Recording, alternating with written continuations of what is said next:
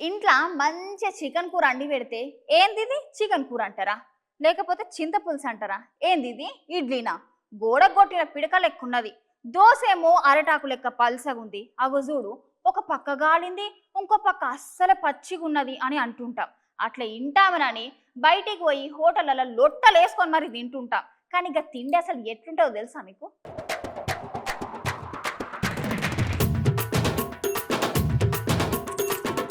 chicken biryani order ఇస్తాం తేంగానే మంచిగా full గా తిని అయిపోగానే ఇంత సోంపు బుక్కి బయటికి వస్తాం రోడ్ల పక్కన ఎర్రగాల్చిన చికెన్ లెగ్ పీసులు చేపల ముక్కలు కనిపిస్తే ఆడనాగి పార్సల్ కట్టుకొని మరీ ఇంటికి పట్టుకొని పోతాం కానీ హోటళ్లలో వాడే నూనె ఏంది ఉప్పులేంటివి పప్పులేంటివి గసగసాలేంటివి అనేవి మాత్రం అస్సలు పట్టించుకోము కానీ గాడే ఉన్నది మరి అస్సలు కథ అన్ని కల్తీ వస్తువులు కల్తీ నూనెలు కొంచెం కూడా పరిశుభ్రత అస్సలు పాటిస్తలేరట మొత్తం కల్తీ నూనెనే వాడుతున్నారట పామాయిల్ పొట్లను తీసి అందులో ఇంత డాల్డా పోసి మరగా పెడితే అది నెయ్యి గట్లా చేస్తున్నారంట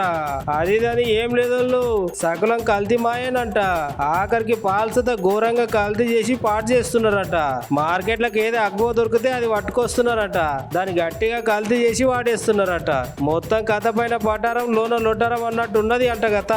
పాసిపోయిన చికెన్ మరగపోయిన కూరలు కామన్ అంట కొన్ని హోటళ్లల్లా కానీ మనం అవన్నీ చూడం కదా కొంచెం కంటికి ఇంపుగా కనిపిస్తే చాలు లటుక్కున నోట్లు వేసుకునుడే మరి ఇంత జరుగుతున్న సుత హోటల్ చెకింగ్ చేసి ఆఫీసర్లు చెకింగ్ చేస్తలేరా అంటే ఉన్నారు కానీ చాలా తక్కువ మంది ఉన్నారట పట్టణాలు ఇప్పుడు ఏడ చూసిన రెస్టారెంట్లు హోటల్ మస్తు ఉండే వాళ్ళు మాత్రం ఎన్ని చెకింగ్లు చేస్తారు పాపం అంటున్నారు గందుకే కనబడదలా కొని తినే ముందు జర అంత ఆలోచించి రోళ్ళు